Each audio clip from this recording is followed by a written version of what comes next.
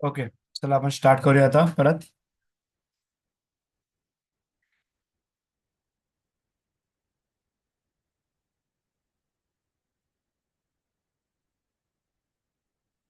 Okay, लक्ष द्या. So आपण कुठपर्यंत आलो होतो? मला वाटतं आपलं हा पार्ट चालू होता. Two coils have mutual inductance of 0.01 henry. The current in the first coil changes according to the equation I is equal to phi sin 200 pi t in the maximum value of induced EMF in the second coil. ठीक आहे, but obvious जर first कॉइलमध्ये current change होणार तेव्हा second कॉइलमध्ये EMF induce होणार. बरोबर. मग त्यानुसार आपण जर फॉर्म्युला बघितला तर for mutual inductance it is E is equal to, mutual इंडक्टन्ससाठी फॉर्म्युला कसा आहे? E is equal to M into DI/dt. बरोबर आहे, हा फॉर्म्युला आहे. तर क्वेश्चन असा आहे की इथे DI/dt ला तुम्हाला काय करायचं आहे? मॅक्झिमम करंट कधी आहे ते विचारलंय.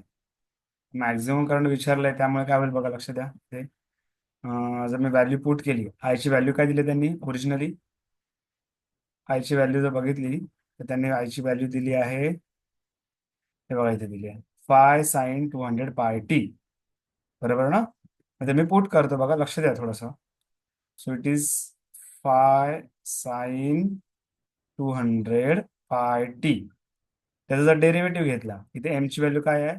0.01 इंटू इंटू याचं डेरिव्हेटिव्ह येणार. बरोबर. याचं डेरिव्हेटिव्ह काय येणार? Phi will remain as it is. साईनचं डेरिव्हेटिव्ह कॉस 200 पाय टी. बरोबर. आणि 200 पाय टीचा डेरिव्हेटिव्ह पुन्हा 200 पाय. हे तुम्हाला माहिती असेल पाहिजे डेरिव्हेटिव्ह आता. ठीक आहे, म्हणजे इथे हा झाला तुमचा 200 पाय. ओके, लक्ष द्या. म्हणजे तुमचा हा जो पार्ट आहे, हा पार्ट आता बघा, ह्याच्यामध्ये व्हॅल्यू पुट केलं तुम्हाला ई मिळणारच आहे. पण ई मॅक्झिमम कधी होईल ते महत्वाचं आहे. ई मॅक्स कधी होईल? जेव्हा ह्या पार्ट मधला कॉसचा जो फॅक्टर आहे, हा हा हा फॅक्टर, हा जेव्हा 1 बनेल तेव्हा तुमचं काय होणार आहे? ई मॅक्स होणार. म्हणजे लक्षात घ्या, जेव्हा ट्रिग्नोमेट्रिक फंक्शन असतात ना, साईन किंवा कॉस, त्यांची व्हॅल्यू जेव्हा 1 असते ना, 1 होते, तेव्हा ती पर्टिक्युलर क्वांटिटी मॅक्झिमम असते. आता ह्याच्या पूर्ण ह्याच्यामध्ये आपल्याला कॉस आहे, कॉसची पूर्ण व्हॅल्यू 1 घ्यायची, मग त्यावेळेला ई जो असणार तो काय असणार आहे? मॅक्झिमम असणार. म्हणजे तुमच्या ह्याच्यामध्ये आता हा कॉस निघूनच जाणार. म्हणजे हा काय ओरिजिनल फॉर्म्युला मॅक्झिममसाठी 0.01 इंटू फाय इंटू 200 पाय हे राहणार. ठीक आहे. आता ह्याच्यामध्ये व्हॅल्यूज तुम्हाला माहिती आहेत काय काय देणार ते. बरोबर ना? ओके. मग हे 0.01 इंटू फाय इंटू 200 पाय, याच्यामध्ये पायच्या टर्ममध्ये आन्सर आहे का बघूया आपण. बघा, पायच्या टर्ममध्ये आन्सर आहे तिथे. माझ्या मते आपण सॉल्व्ह जर केलं इथे, तर हे 2 झिरो या 0.01 मध्ये ऍडजस्ट होतील. म्हणजे राहिला काय? फाय आणि 2 राहिला. फाय टू 10 म्हणजे 10 पाय आलं. आणि आपण EMF बघतोय maximum, it should B volt. Okay, त्याचा आन्सर काय येणार? 10 पाय वोल्ट येणार. E maximum will be what? 10 पाय वोल्ट. ओके, कानामध्ये त्रास होतो रे. ठीक आहे, सो आन्सर इज 10 पाय वोल्ट. समजलं? हा हा पार्ट महत्वाचा होता. Okay. Cos 200 pi T it should B 1. Why it should बी 1? कारण त्याने विचारलं काय ते? मॅक्झिमम व्हॅल्यू ऑफ EMF विचारले, म्हणून तो कॉस सेट टर्मला डायरेक्ट 1 अजून करायचं. कळालंय तुम्हाला हे सर्व?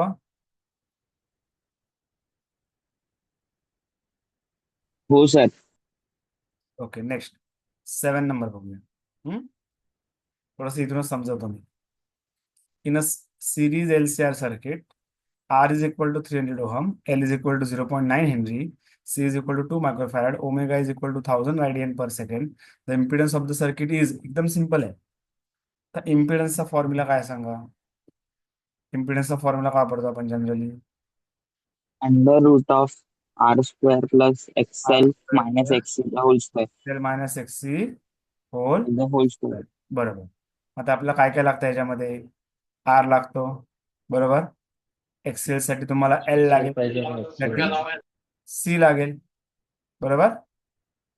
ओके, बघा काय काय दिलं आपल्याला. आर दिलाय, एल दिलाय, सी दिलाय आणि ओमेगा पण रेडीमेड दिलाय. फक्त तुम्हाला सबस्टिट्यूट करून व्हॅल्यू काढायची. हे मी सोडून नाही दाखवत तुम्हाला. ठीक आहे ना. हो. त्याचा ऑप्शन, याचा आन्सर दाखवतो मी, पण तुम्हाला सोडून दाखवायची काही गरज नाही. बघा दिलंय त्याने डायरेक्टली. 7 नंबरचा सम आहे ना आपला.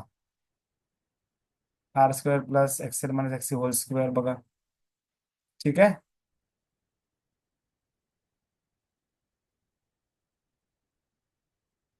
चला पुढे जाऊया. Okay, next. हे थोडासा नीट विचार करायला लागणार आहे, लक्षात घ्या. An alternating voltage is given by E is equal to 100 sin omega t plus pi by 6 volt. The voltage will be maximum for the first time when t is equal to capital T is equal to, आता हे actually ते printing mistake आहे. हा printing mistake आहे. काय mistake आहे दाखवतो तुम्हाला मी. इथे कॅपिटल टी नाही ना, हा लक्षात घ्या. हे जो त्यांनी कॅपिटल टी घेतलंय ना, कॅपिटल टीच्या टर्म मध्ये पाहिजे, पण कॅपिटल टी आन्सर नाही. ते जे आहे ना, हे असं नाही ना, इथे कॅपिटल टी नाही. Okay. T is equal to what, हे असा क्वेश्चन आहे. In terms of capital T असं सांगितलंय. ठीक आहे. आणि फर्स्ट टाइम म्हणजे काय, तर फर्स्ट टाइम म्हणजे तुमचा जो पहिला असतो ना, आता उदाहरणार्थ साईनचे व्हॅल्यू कधी 1 येते, जेव्हा π/2 असेल, 3π/2 असेल, 5π/2 असेल, तेव्हा साईनची व्हॅल्यू 1 येते ना. फर्स्ट टाइम म्हटल्यावर काय ना, फक्त π/2 असं त्याचा अर्थ होतो. ठीक आहे. आपल्याला विचारलं काय, voltage will be maximum for the first time कधी असेल. ठीक आहे. बरं, तर मी काय करतो, 100 sine omega t plus π/6 volt, हे ई ची व्हॅल्यू दिली. आपण सॉल्व्ह करूया. आणि लिस्टला उत्तर आयडिया आहे का ह्याची.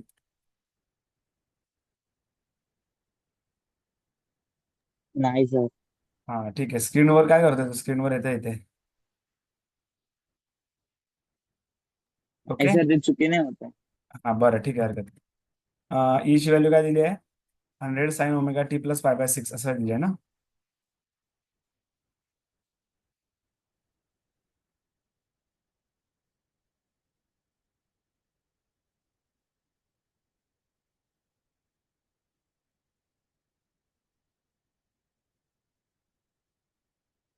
Hundred sine omega t plus π/6 आहे ना. This is E. बरोबर. आता हे मॅक्झिमम कधी असेल, ई मॅक्स कधी असेल, जेव्हा ही व्हॅल्यू काय असेल, 1 असेल. वन. बरोबर ना. म्हणजे काय येणार, sine omega t plus π/6 is equal to 1. म्हणजेच तुमचा अँगल किती असायला पाहिजे, π/2 असायला पाहिजे. π/2. बरोबर. म्हणजेच तुम्हाला काय मिळणार, omega t is equal to π/2 minus π/6. हा π/6 तिकडे गेल्यावर मायनस होईल. मग आता हे जर आपण ऍडजस्ट केलं, तर 6π मायनस 2π दॅट इज 4π. बरोबर ना. Cross multiplication 6π minus 2π divide by 6 2 12, 4 3 12 म्हणजे π/3 आला. हे वरती लिहितो आम्ही. म्हणजे ओमेगा टी किती पाहिजे तुम्हाला, π/3 पाहिजे. म्हणजे टी किती येणार तुमचा, 1 अपॉन ओमेगा इंटू π/3. आपल्या in terms of capital T answers आहेत बघा. सगळे कॅपिटल टीच्या टर्म मध्ये आन्सर आहेत. एक मिनिट हे जरा मी डिलीट करतो काही गोष्टी. ठीक आहे. बरं, इथे लक्ष द्या.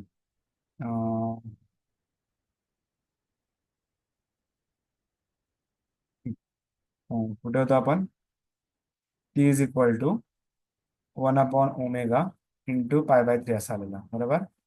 म्हणजेच पण ओमेगाची व्हॅल्यू काय आहे, 2π अपॉन कॅपिटल टी इंटू π/3. म्हणजेच काय होणार, टी वरती आला, हा पाय आणि हा पाय कॅन्सल झाला, 2 आणि 3चं मल्टिप्लिकेशन होणार, म्हणजे काय आलं, t/6 आला. किती आलं ते, t/6. ओके. म्हणजे तुमचं स्मॉल टी ची व्हॅल्यू जर t/6 असेल, तेव्हा तुमचं व्होल्टेज काय असणार आहे, टी इज इक्वल टू एक मिनिट आहे, लगेच कन्वर्ट होता. किती किती येणार मग? T/6 हे तुमचा आन्सर आहे. तेव्हा तुमचं ईची व्हॅल्यू काय असणार आहे? मॅक्झिमम असणार आहे. समजलं तुम्हाला मी काय बघितलं मॅक्झिमम? कारण इथे मी काय पकडलं, ω t + π/6 हे 1 घ्यावं लागेल. तर तुमचं ईची व्हॅल्यू काय असेल? ई मॅक्स पाहिजे असेल तेवढं. मग काही सांगितलं ना मी तुम्हाला, ट्रिग्नोमेट्रिक फंक्शन जेव्हा 1 मानतो तेव्हा ती पर्टिक्युलर व्हॅल्यू काय होते? मॅक्झिमम होते. समजलंय तुम्हाला? हो सर. ओके, पुढे.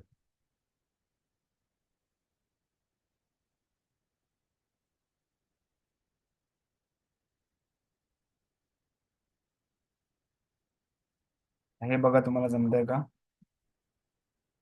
LCR series circuit contains a resistance of 10 ohm and self inductance of 0.4 ohm. हे काय काय दिलं बघा.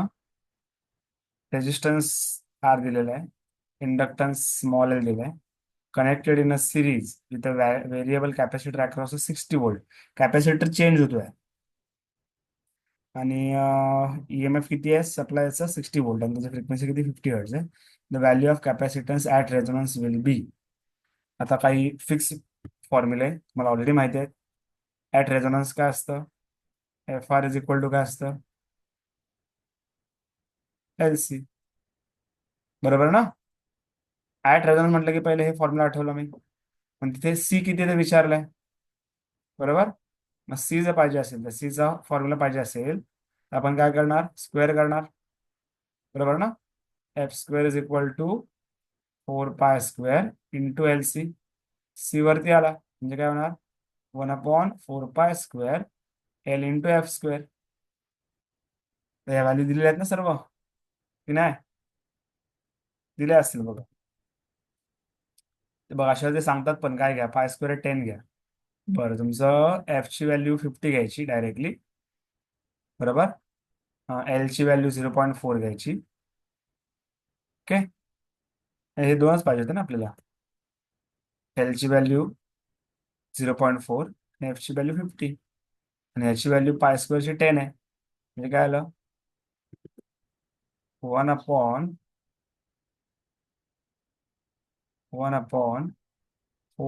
इंटू 10. बरोबर. इथे किती घ्यायची आहे? 0.01. बरोबर. Into F². F किती आहे? 50 चा स्क्वेअर म्हणजेच 2500. ओके. आता हा 10 ह्याच्याबरोबर ऍडजस्ट झाला तर 0.1 होईल. म्हणजे काय काय होतं बघा. पहिल्यांदा इथे बघा, 25 1 25, 25 × 100 आणि हे 2 0 आहेत. म्हणजे टोटल किती झाली? 1 2 3 4 या दोघांचा मल्टिप्लिकेशन. ठीक आहे. आणि या दोघांचा मल्टिप्लिकेशन किती होतं? आन्सर हा 0.1 येईल. 0.1 म्हटल्यावर यातला 0 कमी होणार, ह्याच्यासोबत कॅन्सल होईल ते 0.1. म्हणजे एक 0 कमी मल्टिप्लाय केल्यावर म्हणजे 1/1000 आलं. म्हणजेच 10⁻³ आला. हे काय आहे? फॅरेडमध्ये. म्हणजेच 1 त्याला आपण मिली फॅरेड बोलू शकतो. आता काय ऑप्शन असेल ते बघूया आपण, जे असेल ते असेल. नाही पण त्याच्यामध्ये त्यांनी त्याप्रमाणे आलं नाही आन्सर. हा, माझी एक मिस्टेक झाली इथे. बघा माझा म्हणजे स्वाईप जेव्हा करतो 0.4 नाही झिरो घेतला पॉईंट सर तो. हा, मग ते व्हॅल्यू जस्ट डोक्यामध्ये 0.1 पकडली. मग ही जर 0.4 होईल. बरोबर. 0.4 झाल्यामुळे ते 4 ऍडजस्ट होईल तुमचा. इथे 4 येईल ना, म्हणजे 1/4 कसं येतं ते? 1/4 इंटू 10⁻³ राहील ते, है ना? म्हणजेच किती येणार ते? 1/4 म्हणजे 0.25 10⁻³. बरोबर. त्याप्रमाणे जर त्यांनी कन्वर्ट केलं कशामध्ये? मायक्रोफॅरडमध्ये कन्वर्ट केलं का त्यांनी? अजून काय चुकलंय का आपल्या ह्याच्यामध्ये? हो. ओके. जर मी मायक्रोफॅरड पाहिजे असेल तर -6 करावं लागेल. बरोबर.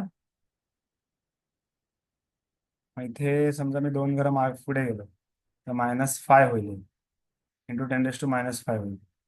मग अजून 2 गेलं तर ते मायक्रोफॅरड मे बी होईल, पण आपलं काहीतरी पॉईंटमध्ये मिस्टेक झाले. ते आता मी परत रिपीट नाही करत ते. पॉईंटमध्ये मिस्टेक झाली ती कुठेतरी, त्यामुळे ते 25 येईल आन्सर माझ्या मते. पॉईंट कुठेतरी आपला पुढे जास्त कमी जास्त झालेला आहे. ठीक आहे. सो आपण सोल्युशन बघून त्याचा तुम्हाला अंदाज येईल, म्हणजे परत लिहायचा वेळ वाचवते मी, बाकी काय नाही. सोल्युशन बघा. बघा इथे, इथे 10 घ्यायचा त्यांनी, ते घ्यायची गरज नव्हती त्यांची. हे 0. हा बरोबर, काय झालंय, मी इथे 0.01 घेतलेला, तिकडे डेसिमलची ऍडजस्टमेंट चुकली माझी. लक्षात आलं तुम्हाला? बघा तुम्हाला दाखवतो. इथे मी 0.01 घेतला बघा, तोच इथे 0.4 आहे. 0.4 आहे म्हणजे इथल्या मायनस 1 कमी होणार इथले. बरोबर ना? -1 कमी झाल्यामुळे काय होणार, हा 0 राहणार. हा 0 राहिल्यामुळे इथे -4 होणार ते, जिथे तुमचं -4 होणार. इथे -4 होणार म्हणजे 2 डिजिट मागे गेल्यावर -6 होणार आहे. म्हणजेच ते काय येणार, 25 मायक्रोफॅरेड. ठीक आहे.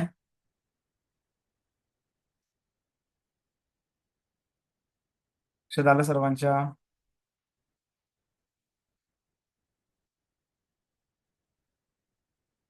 पुढे जाऊया का? Yes sir. ठीक आहे, चला पुढे. हो सर. आता या पेजवरचे आपले सगळे सम झालेले आहेत, तरी एकदा मी नजर टाकतो. हम्म, हा झाला का आपला? झालाय ना? हा पण झालाय, हा पण झालाय सर. एक मिनिट बघतो मी काय काय राहिलं का.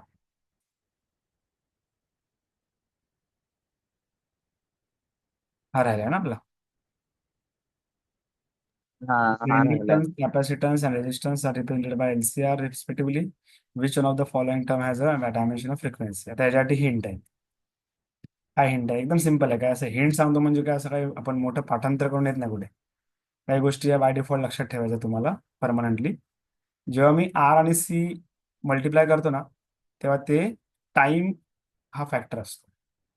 लक्षात घ्या, आर अँड सी यांचं मल्टिप्लिकेशन हे इक्विव्हॅलंट टू टाइम आहे. लक्षात घ्या हा, परमनंटली लक्षात ठेवा. R into C is always equal to factor of time. ठीक आहे. टाइम म्हणजे आपण इथे सेकंड देणार म्हणजे युनिट. पण त्यांनी काय विचारलंय, फ्रिक्वेन्सीच्या टर्म मध्ये काय येणार, फ्रिक्वेन्सीच्या टर्म मध्ये. मग आता जर आरसी ची व्हॅल्यू जर टाइमच्या टर्म मध्ये जात असेल, आरसी ची व्हॅल्यू, तर 1/RC ची व्हॅल्यू कशाच्या टर्म मध्ये जाईल, फ्रिक्वेन्सीच्या टर्म मध्ये जाईल. Because T is equal to 1/f, so F is equal to 1/t. Hint काय सांगितली मी, RC is always equal to time factor. ठीक आहे. 1/RC is frequency factor. हे हिंट आहे हा, लक्षात घ्या, रेडीमेड फॉर्म्युला आहे. म्हणजे आरसीचं युनिट हे नेहमी सेकंद असतं, टाइम प्रमाणे चालतं. आन्सर काय येईल, दिसतंय इथे 1/RC. बरोबर. ठीक आहे, पुढे अजून कोणतं राहिलंय का याच्यामध्ये, जस्ट चेक करतो मी. त्याच्यामध्ये झालेले आहेत सगळे ना. ठीक आहे, पुढचं पेज बघूया. नेक्स्ट पेज आहे हे. बघा जरा, हे तुम्हाला जमतंय का. An alternating EMF is given by E is equal to E0 sin omega t. In what time EMF will have half its maximum value? तर हे ना तुम्हाला बरेच वेळेला 12वीच्या न्यूमेरिकल मध्ये पण असं ऑसिलेशन मध्ये बघायला मिळालं असेल. Acceleration is equal to half of its maximum value, velocity is equal to half of its maximum value. तसं इथे काय विचारलंय की टी किती असताना, टी ची व्हॅल्यू किती असेल तेव्हा ई ची value he E max divide by 2 असेल. कळालं तुम्हाला हे? हो सर. बरोबर. आता म्हणजे तुम्हाला हिंट हीच झाली, ई ची व्हॅल्यू जी तुम्ही लिहिता नॉर्मली ती लिहायची E0 साइन ओमेगा टी, है ना. आणि ई मॅक्स ची व्हॅल्यू नेहमी काय असते, पीक व्हॅल्यू असते E0. E max is always equal to E0 आणि ते डिवाइड बाय 2 घ्यायचं त्यांनी दिलेल्या कंडिशन प्रमाणे. E0 काय होईल, कॅन्सल होईल. म्हणजे साईन ओमेगा टी किती राहतं बघा, 1/2 राहत आहे. म्हणजेच तुमचा ओमेगा टी अँगल किती येणार, 30 यायला पाहिजे माझ्या मते. बरोबर ना? साईन कुठल्या अँगलला हाफ येतो, 30 ला ना. हम्म. म्हणजेच तुमचा ओमेगा टी याला π/6, 30 म्हणजे लक्षात घ्या. कशी युनिट लक्षात ठेवायची, 30 डिग्री म्हणजे डिनॉमिनेटर मध्ये 6 असतो आणि 60 डिग्री म्हणजे डिनॉमिनेटर मध्ये 3 असतो, vice versa. 30 degree is always π/6 and 60 degree is always π/3. उलट आहे रिलेशन. हा, म्हणजे कसं 45 डिग्री, 45 डिग्रीला 4 असतो, हा सेम आहे.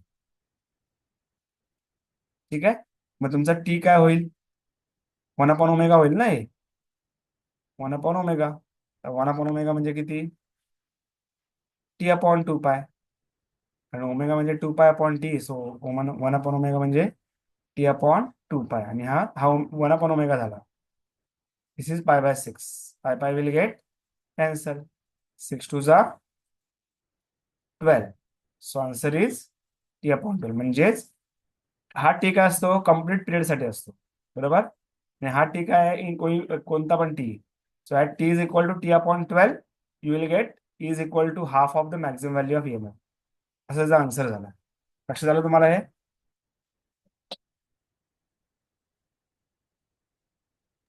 ओके. Yes, sir. बरं, ठीक आहे, पुढे जाऊयात आपण. हम्म?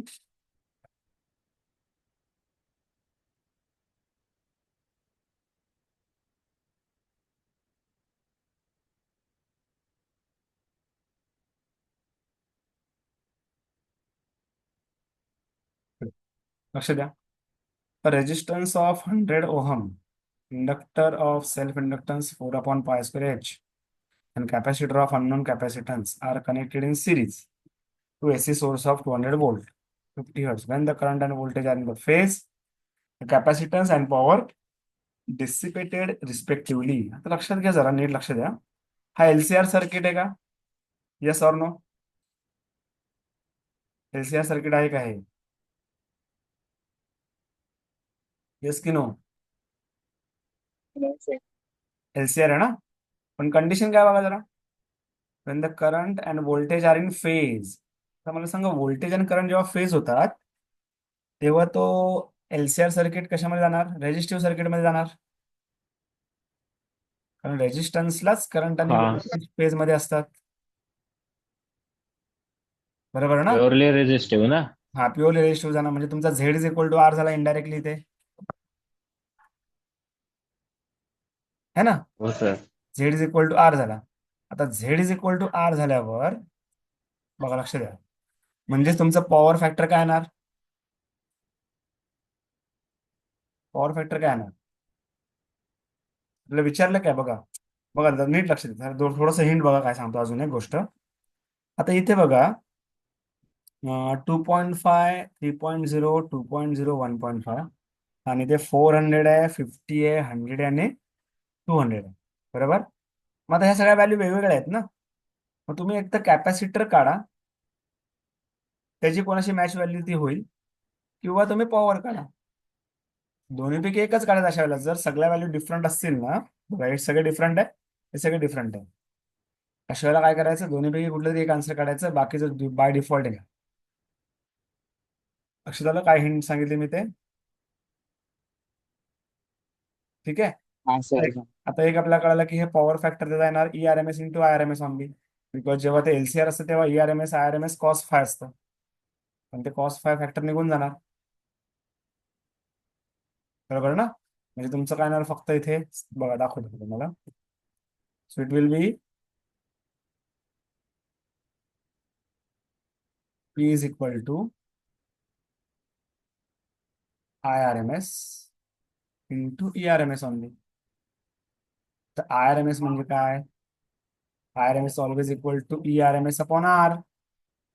R का घेतला, कारण ह्या केसमध्ये त्यांना काय पाहिजे, प्युअरली रेजिस्टिव्ह सर्किट. कारण I आणि R फेज मध्ये आहे, त्यामुळे R येणार झेडच्या ऐवजी. आणि हे काय आहे, ERMS. तर ERMS दोनदा आला. ERMS ची व्हॅल्यू दिलेली असते नॉर्मली, बघा दिलेली आहे की नाही, 200 वोल्ट आहे, दिले ना. It is connected in series to an AC source of, हा ERMS मानायचा असतो. म्हणजे काय झाले ते 200 200 आणि रेजिस्टन्स किती आहे 100 ओहम आहे, बरोबर ना. डिवाइड बाय 100, हे 0 0 कॅन्सल, म्हणजे काय आलं 2 2 जा 4, 400 वॉट. आता हे जिकडे असेल ते तुमचं फायनल आन्सर, कॅपॅसिटर काढायची गरज नाही. का गरज नाही, कारण सगळ्या व्हॅल्यू सेपरेट आहेत बघा ना. आन्सर काय आला पहिला, A is equal to 2.5 into 10⁻⁵ farad into 400 watt. कळतंय का, कळलंय. इथे कॉस फाय नाही घेतला का, कोण सांगेल. कॉस फाय नाही घेतला मी ते का. पेज मध्ये आहेत ना. हा, हे प्युअरली जेव्हा ते सांगतात की व्होल्टेज आणि रेजिस्टन्स करंट फेज मध्ये, तेव्हा ते प्युअरली रेजिस्टिव्ह होतं, आणि रेजिस्टिव्ह साठी पॉवरची value IRMS into ERMS on cos phi ते 1 होणार. का, कारण ते बघा कॉस फायचा फॉर्म्युला काय लिहितो आपण, R/Z, पण Z is equal to R झाला इथे, म्हणजे R/R इज इक्वल टू 1, बरोबर ना. कॉस फाय 1 झाला इथे. ठीक आहे, पुढे नेक्स्ट थोडं सिंपल बघूया आपण ग्राफ मध्ये. बघा जरा हे, when an alternating EMF is applied across a capacitor C, the graph of capacitive reactance with frequency, तर मग सांगितलं मी तुम्हाला, इथे फक्त कॅपॅसिटिव्ह रिएक्टन्स आणि फ्रिक्वेन्सीचा ग्राफ आहे. काय आन्सर येणार, एक्सपोनेन्शियल डिक्रीज ना, because frequency and capacitive reactance are inversely proportional to each other. Answer तर इथे समोर दिसतंय आपल्याला, एक्सपोनेन्शियल डिक्रीज. बाकीचे दोन ऑप्शन चेक करून घ्या तरी पण, हा ओव्हर कॉन्फिडन्स मध्ये नको. नाही येते एक्सपोनेन्शियल डिक्रीज कुठे, बरोबर. सो आन्सर इज बी. हा, आन्सर बी. आणि त्या बी साठी ऑप्शन डी आहे, हे तर नेहमी फसवायसाठी असतं बघा. तुम्ही हा बी घ्या घाई घाई, तुमचा ऑप्शन नंबर बी जो आहे ना त्यासाठी आन्सर डी आहे. So answer is D. Graph is B पण it is showing answer is D. कळालं की नाही का. एक्सपोनेन्शियली का डिक्रीज होतोय. Because they are inversely proportional. मग अशी हिंट सांगितली मी, inductor is directly proportional to frequency, so it's a straight line for XL and frequency, and capacitive reactance and frequency are inversely proportional, and for two quantities which are inversely proportional to each other, their graph is exponential decrease. Okay. ठीक आहे, hint होती मगाशी. Okay, बरं त्याच्या पुढचं घेऊया जरा, हे घेऊया रेझोनंट फ्रिक्वेन्सी. लक्ष द्या, नीट लक्ष द्यायचं. Resonant frequency of series LCR circuit is F. ना, आता LCR सर्किट मध्ये फ्रिक्वेन्सी किती एफ आहे, this is resonant frequency. Now the circuit is now connected to the sinusoidally alternating EMF of frequency 2f. म्हणजे काय फरक झाला, एफच्या जागी आता फ्रिक्वेन्सी काय झाली 2f झाली. आता फ्रिक्वेन्सी चेंज झाल्यामुळे XC आणि XL सेम होणार की चेंज होणार आहे. फ्रिक्वेन्सी चेंज झाल्यामुळे XC आणि XL सेम होतील की चेंज होतील. XC पण वेगळा होणार आणि XL पण वेगळा होणार. त्यांनी नाव दिलं XL डॅश आणि XC डॅश, बघा इथे दिलंय. आणि मग ह्या दोघांचं रिलेशन काय ते विचारलंय, कधी फ्रिक्वेन्सी काय घ्यायची 2f असेल तेव्हा. तर ते काय सांगतो मी ते, बरोबर. पुन्हा सांगतो बघा मी, फ्रिक्वेन्सी नॉर्मल असताना एफ असताना जे काय असेल ते XL XC असेल. जेव्हा फ्रिक्वेन्सी 2f झाली तेव्हा XL डॅश झाला, XC डॅश झाला. XL डॅश आणि XC डॅशचं रिलेशन काय आहे, चार पैकी ऑप्शन आपल्याला ओळखायचं आहे. कळत आहे का. बघूया आपण आन्सर म्हणून.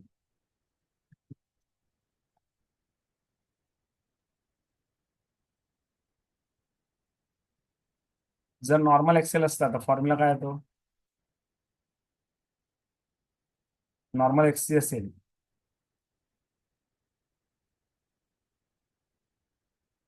नॉर्मल एक्ससी असेल तेव्हा फॉर्म्युला काय येतो? 1/2 पाय ओमेगा सी. 1/2 पाय FC, बरोबर. आता काय झालंय, जेव्हा मी ते 2F घेईल तेव्हा इथे एक्सेल डॅश होईल.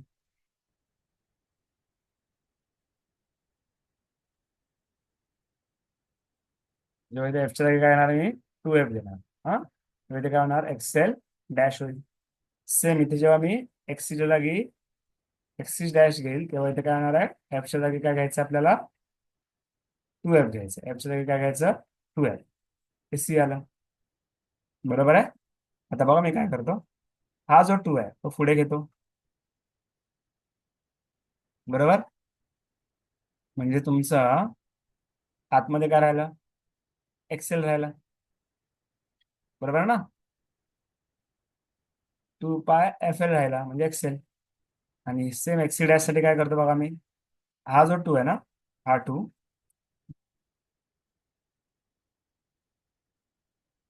एक्सी डॅश साठी, हा 2 जर मी पुढे घेतला म्हणजे साईडला ठेवला तर हा 2 मी खाली ठेवतो आणि इथे एक्सी होईल, 2πFC, बरोबर आहे. लक्षात आलं काय बोललो मी, म्हणजे एक्सेल काय आला तुमचा, XL, it is XL dash upon 2, बरोबर ना. It is XL dash upon 2. आणि एक्ससी काय येणार मग तुमचा, एक्ससी हा एक्ससी वर झाला ना, इट इज 1/, एक मिनिट हा, इथे काहीतरी मिस्टेक होते का माझी, एक्ससी झाला ना, हा, एकच मिनिट, इट इज 2π,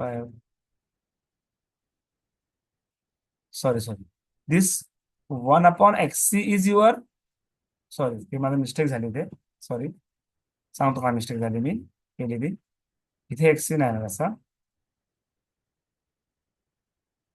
हा जो आहे ना हा तुमचा ओमेगा C बनेल, 2πFC. म्हणजेच तो काय झाला, एक्सी डॅश काय झाला तुमचा, एक्सी डॅश सांगतो पहिले मी, it is XC/2, 1/ωc is एक्सी ना, सो XC/2 म्हणजे तुमचा एक्सी काय झाला, ट्वाइस ऑफ एक्सी डॅश.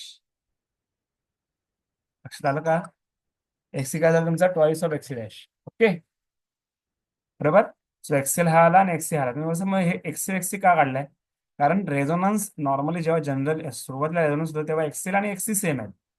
मग हे आपल्याला जर वापरायचं असेल तर एक्सेल आणि एक्सीची value in terms of XL dash आणि एक्सी डॅश मी काढून घेतली, एक्सेल आणि एक्सीची व्हॅल्यू. मग आता मी काय घेणार, एक्सेल इज इक्वल टू एक्सी असं ना रेझोनन्सला, म्हणजे काय येणार ते, XL dash upon 2, this is XL ना, is equal to twice of XC dash. म्हणजे एक्सेल डॅश काय आला, 4 times of XC dash. XL एक्सीच्या टर्म मध्ये काय काढलं आपण, कारण एक्सेल इज इक्वल टू एक्सी आहेच जेव्हा फ्रिक्वेन्सी एफ असेल तेव्हा, एक्सेल इज इक्वल टू एक्सी आहेच. पण नवीन जे फ्रिक्वेन्सी आणि झाल्यामुळे एक्सेल डॅश आणि एक्सी डॅश झाले त्यांच्यामध्ये रिलेशन काय ते विचारलं. म्हणून मी काय केलं, पहिल्यांदा एक्सेल डॅश आणि एक्सेलचं रिलेशन काढलं, एक्सी डॅश आणि एक्सीचं रिलेशन काढलं, नंतर कन्वर्ट केलं एक्सेल मध्ये, याला कन्वर्ट केलं ते एक्सी मध्ये. आणि आपल्याला दिलेलं काय गोष्ट, रेझोनन्स आहे, रेझोनन्स म्हणजे एक्सेल आणि एक्सी सेम आहेत, मग ते एक्सेल एक्सी सेम दाखवलं मी इथे. बघा एक्सेल इज इक्वल टू एक्सी घेतलं मी, बरोबर. आणि XL is equal to what, XL dash upon 2, आणि XC dash XC is equal to what, 2 twice of XC dash. म्हणजे सेम झाल्यामुळे ह्या दोघांचं रिलेशन मिळालं. ठीक आहे. आता ऑप्शन बघा कोणता येणार ह्याच्यामध्ये, तर ह्याच्यामध्ये ऑप्शन हे येईल, कारण आपण एक्सी डॅशच्या टर्म मध्ये आन्सर दिला, आपण एक्सेल डॅशच्या टर्म मध्ये काढलंय. मग एक्सी डॅश काय होईल, 1/4 होईल ते. कळालंय का, समजलंय का सर्वांना? Yes. निलेश, समजलंय? बरं ठीक आहे, पुढे जाऊया आपण.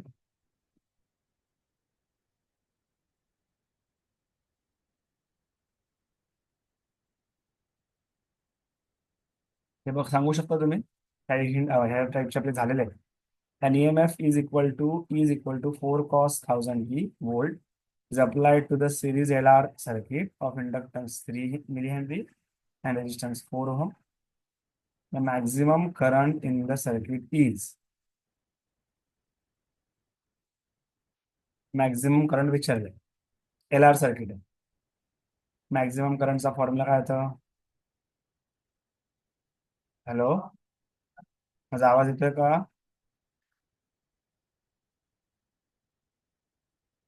आवाज येतोय का माझा? हा सर येते हो. ठीक आहे, आपण याचा ऑप्शन हे बघूया, सोल्युशन बघूया. 20 नंबर ना.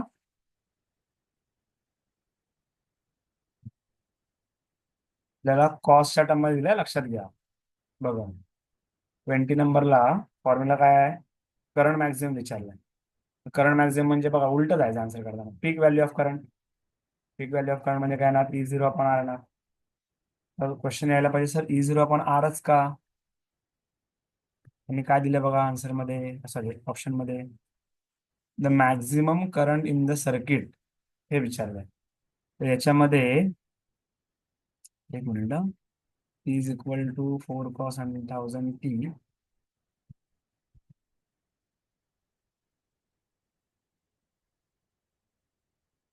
इथे मिस्टेक आहे. It should be Z here. इथे झेड पाहिजे. So I0 upon E0, I0 is equal to E0 upon Z. बघा 5 घेतला ना, 5 इकडे आहे. तुमचा आर जर घेतला असता तर 4 यायला पाहिजे होता. ते 5 आला, म्हणजे हा झेड घेतला. पण झेड कसा काढला? General value R² plus XL². R दिलेला आहे, हा म्हणजे स्क्वेअर आहे. हा XL² होल² प्लस 5. म्हणजे त्यांनी जे दिलं होतं ना, कॉस बेस, त्याचं काही ते महत्व नाहीये. So peak value of EMF is महत्वाचे. 4. लक्षात आलं तुम्हाला हे सम?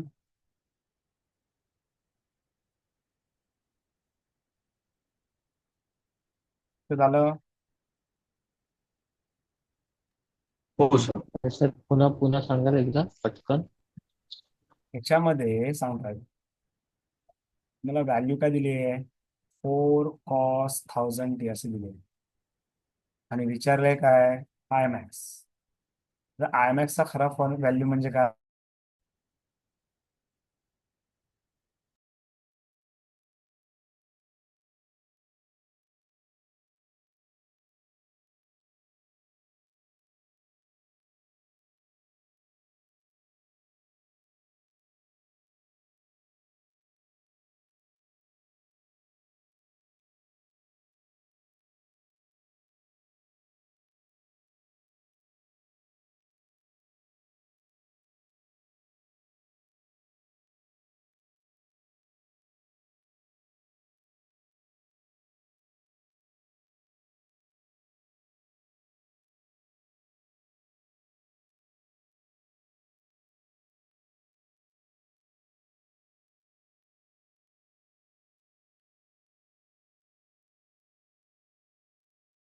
हॅलो.